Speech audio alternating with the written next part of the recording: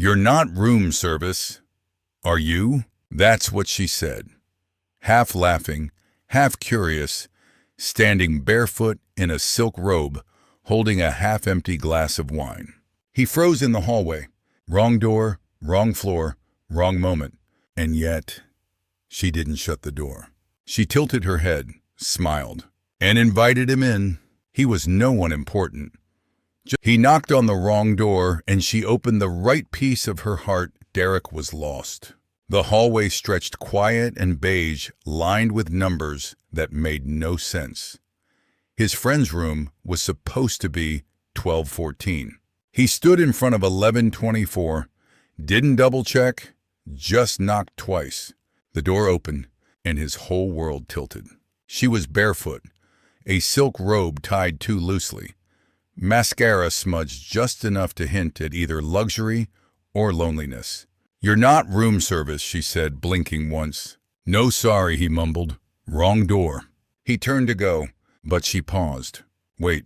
Derek froze. She tilted her head, studied him, then asked a question that made no sense, yet somehow felt like the start of everything. "Do you want to come in?" He hesitated. "Ma'am, I really didn't mean to. It's just a glass of wine. You look like you need one more than I do." Flashback earlier that day, Derek had worked a double shift. Cab driver by day, barback at night. Dropped his last passenger at this luxury hotel where his college friend was staying. They planned to reconnect, watch a game, crash on the couch. But the texts got jumbled, the numbers blurred, and now here he was, staring at a woman who had no business letting him in. But she did. The suite was huge. White marble countertops, floor-to-ceiling windows, a bottle of red wine half gone, music playing softly, Ella Fitzgerald. He hovered by the door. "You sure about this? You think I'd invite just anyone in? You don't know me." She smiled over her glass. "I'm bored, not reckless." They sat. She poured. He sipped. "What's your name?" she asked. "Derek." "I'm Evangeline." He nodded slowly. "That's not a name you forget." "Good," she said. "Most people forget me before I even leave the room." "Doubt that." She asked what he did. He told her. Cab driver, barback, some freelance web design when he could get it. "You." She smirked. "Let's just say I don't work with money. I let it work for me." He blinked. "Oh, you're one of those." "One of what?" "The quiet rich. You knocked on my door." He left before sunrise, but she couldn't stop watching the door. Evangeline didn't sleep after Derek left. She just sat in the glow of the skyline robe wrapped tight around her knees, replaying the conversation on a loop. He didn't flirt like the others. Didn't gawk at her sweet. Didn't ask for her number. Didn't even take a selfie. He just listened. And somehow, that made him more dangerous than any man who ever tried to seduce her. Because Derek didn't want her wealth. Didn't want her status. He just saw her. Flashback 3 months ago. She ended her engagement.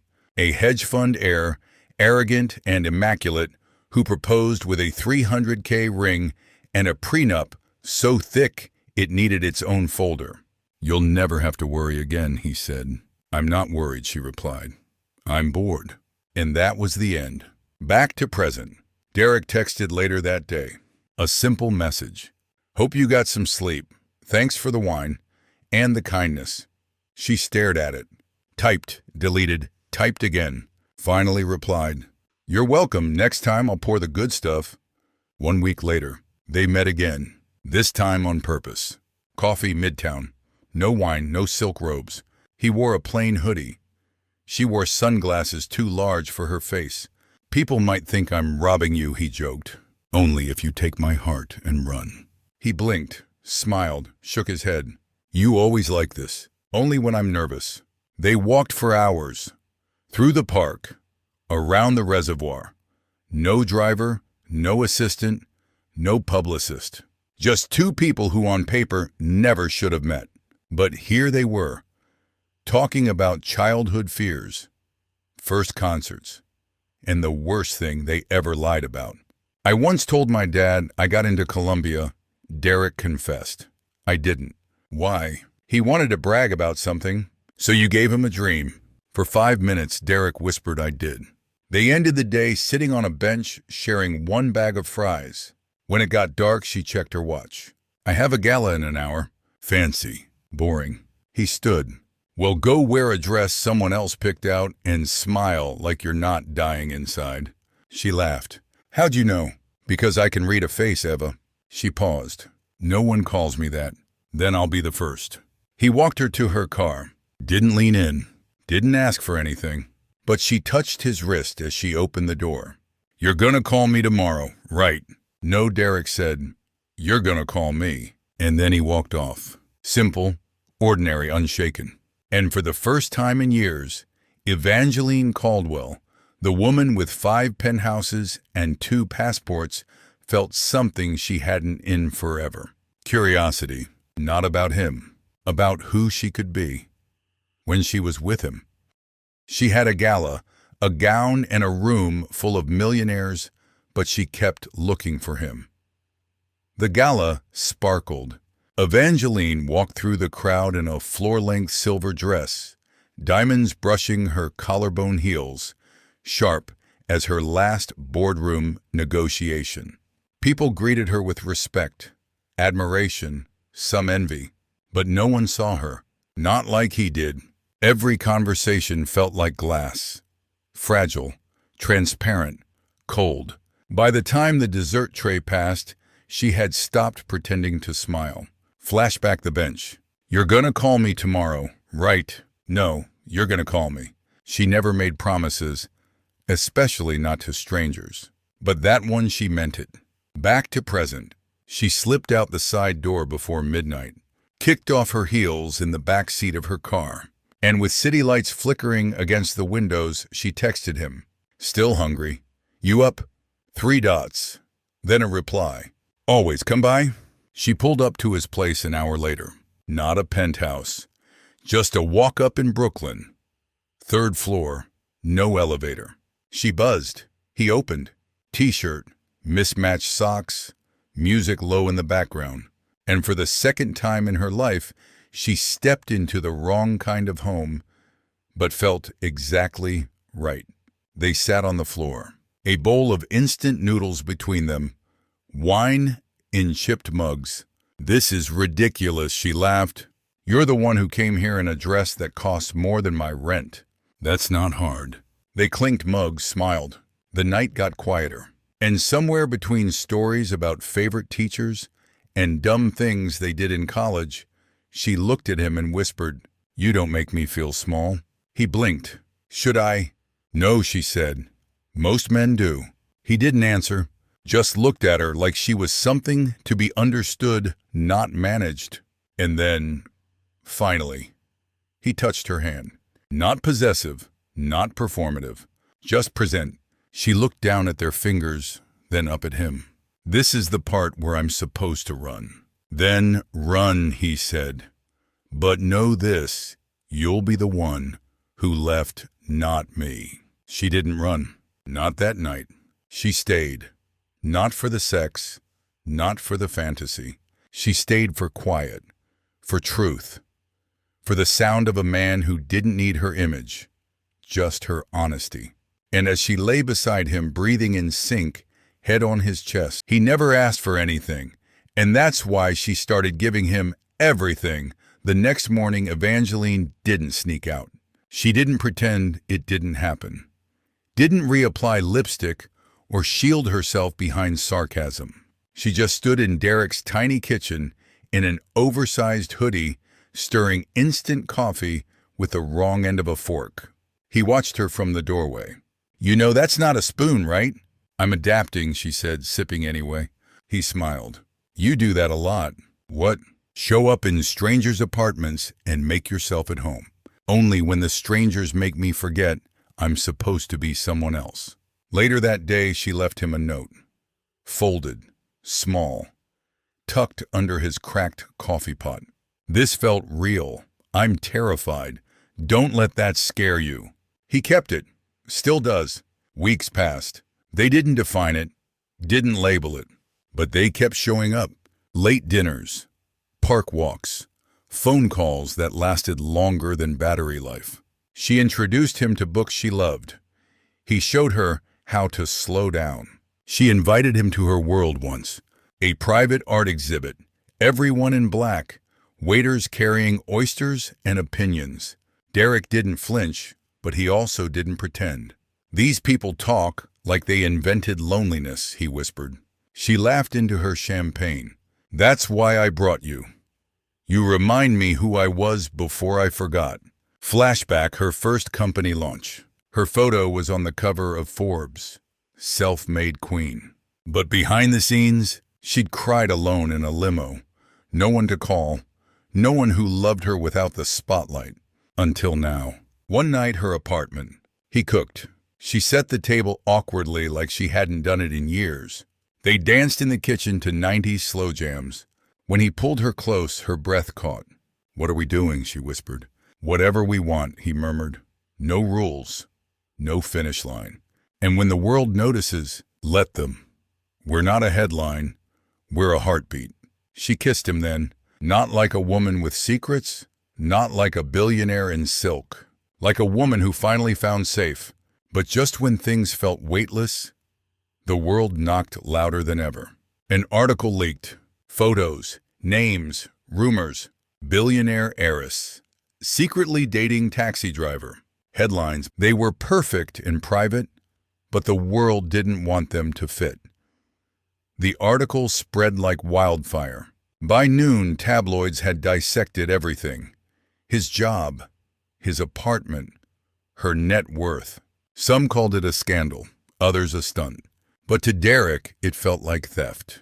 What they had built, slow, honest, messy, was now everyone's opinion. He read the comments. "Another gold digger. He's playing the long game. She's slumming it for thrills." He turned his phone off and didn't turn it back on. Flashback, Derek's dad years ago.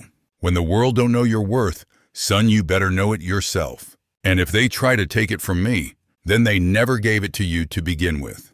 Back to present. Evangeline called. Once, twice, 10 times. No answer. She sat in her car outside his building. No lights in his window. Just silence. She felt like screaming. But instead, she wrote a letter. By hand. "You never asked for this. But neither did I. What I want is still simple. You in this messy, imperfect, real way. Not because you're a secret, but because you're the first truth I've had in years." She slipped it under his door, then left. 2 days passed. No word. And then, on the third night, her buzzer rang.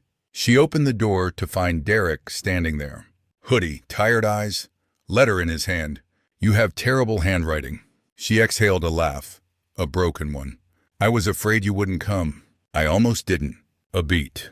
"But then I remembered, you're the only person who ever saw me before anyone told you who I was." She stepped back. Let him in. They sat on the floor again, like that first night. "Why didn't you answer?" "Because I didn't know if I was strong enough to be with me, to be watched, judged, laughed at, to be the footnote in your story." She took his hand. "You're not a footnote, Derek. You're the chapter I didn't know I was missing." Silence. Then he said, "Then let's write the rest together, but not for them, for us." That night they made no promises, no declarations, just presence. And when she fell asleep with her head on his chest, they didn't make a scene. They made a life quietly. After the storm passed, they did something radical. They stopped performing. No more red carpets. No press statements. No public sightings designed to correct the narrative. They just lived. Evangeline stopped wearing masks. Stopped dressing her silence in diamonds. She started growing herbs on her balcony. Started using her real laugh again, the one that snorts a little at the end. Derek moved in. Slowly, not all at once. First a toothbrush, then a drawer, then a key. One evening, they sat on the floor again, always the floor, eating curry out of takeout containers. The news played softly in the background. Another billionaire scandal. Another faux romance. Evangeline looked over at Derek and smiled. We're not newsworthy anymore. Good. You miss being exciting. Not if it means losing peace. She nodded. I like who I am when I'm with you. He didn't say anything. Just pulled her into his arms the way you do when words can't improve silence. Flashback her first publicist. You need to be aspirational. Untouchable. Why? Because that's what sells. But now, she wasn't selling anything. She was just loving. Messily. Completely. Out loud, but behind closed doors. Later that month, Derek launched his freelance design studio. Small. Focused. No debt. No VC investors.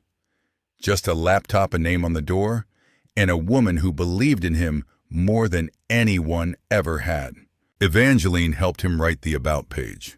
I create what I wish existed. That was the headline. And beneath it, a photo of him not polished, not posed, laughing with his eyes closed. She chose it. He hated it. That's not professional. No, she said.